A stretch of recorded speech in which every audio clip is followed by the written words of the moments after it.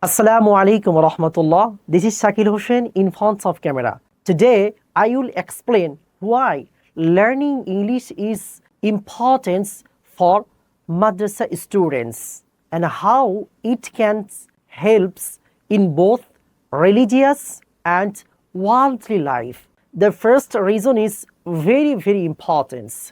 We know that English is a global language and English is spoken in more than 100 countries people.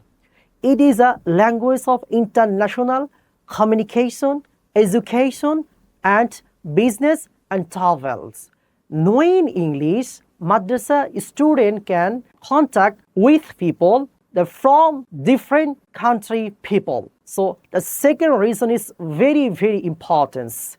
Access to Islamic knowledge. We know that many tafsir, many Islamic authentic books written by English language like tafsir, explanation of Quran and Hadith, and many stories of Islam.